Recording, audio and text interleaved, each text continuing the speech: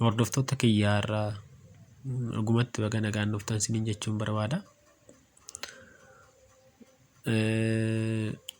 Yeroo darbe akkuma waada isinii seene yaada keessan raawwadhe har'a jechoota laafaa irrayyuu maalinni dheeraa fi gabaabaa akkamitti adda baasuu akka dandeenyu salphaadhumatti waan bareedaa isinii qabadhee dhiyaadhee jira. Na eegaa.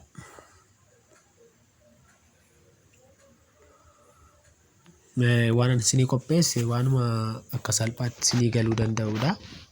Dirqama namni kamiyyuu qubee afaan Oromoo keessatti dheeraa fi gabaabaa adda baasuudhaaf dirqama waan amma barreessee argaa jirtan kana iskiriinii kanarraa hubachuu qaba. Ba kan jedhuu fi baa kan jedhu adda baasee beekuun dirqama. Be, bi, bo, bu kan jedhuu fi itti fufees ca, ce, ci, co, cu, da, de, di, do, du fi akkasumatti itti fufachaadha. Dubbifamaan afaan Oromoo keessaa fi dubbachiifta afaan Oromoo keessa jiran ni beektu. Dubbifamaan baarraa jalqabee dubbachiiftuudha alatti warra jiran sana jechuudha. Dubbachiiftuun immoo kan akka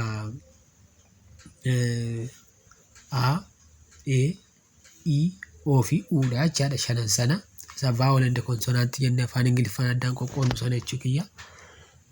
Kana erga adda baafnee booda salphaadhumatti jechoota adda baasuu dandeenya. Fakkeenyaaf amma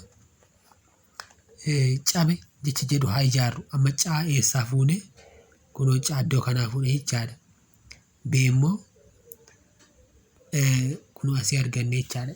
Caa fi bee walitti finne cabee kan jedhu kana ijaarre jechaadha. Ilaalaa. Amma otoo caa isa kanaa fi bee isa kana otoo walitti finne cabee jedha malee cabe hin jedhu jechaadha. Kanaaf inni sirriin isaa caa fi bee kanaa jechaadha. Cabe.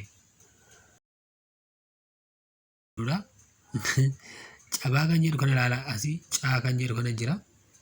Baa immoo eessaa arganna? Cabaa kan jedhu kana akkanatti walitti finne cabaa kan jedhu kana arganna jechaadha. Ciicoo kan jedhu itti darbinu. Ciicoo kan jedhu argachuuf immoo kun asii cii kan jedhu dhufna malee ciishee kana otoo hin ta'in cii. Maaliif haala dubbannu irraa yeroo hubannu ciicoo jedha malee cicoo hin jedhu. Kanaaf ciicoo waan jedhu ciisa lama qabu fudhanna. Achuma immoo coo isa kana otoo hin ta'in coo isa kana fudhanna jechaadha. Ciicoo jedha jechaadha. Bocuu waan jedhu immoo akkamitti arganna?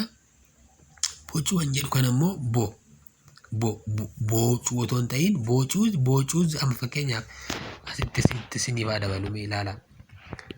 Boocuu kan jedhutti isiniif haa dabalu. Dhiifama.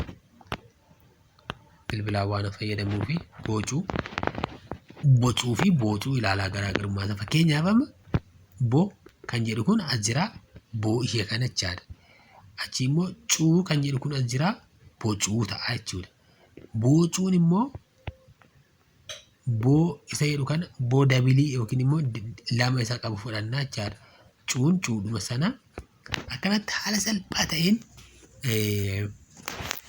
jechoota afaan Oromoo sirnaan qubeessuu dandeenya jechaadha. Kanaaf kuni baay'ee ijoollee keessumaa ijoollee xixiqqoo baay'ee fayyada jedhee yaada. Gabaabsee isinii dhiyeessuu kiyyaaf dhiifama. Hojii seenaan jira. Yaada keessan naa barreessaa. Dabalataan bal'isee qabadhee isinii dhiyaadhaa. Galatooma jabaadhaa wal jabeessaa ta'an jiruudha Finfinneerraa.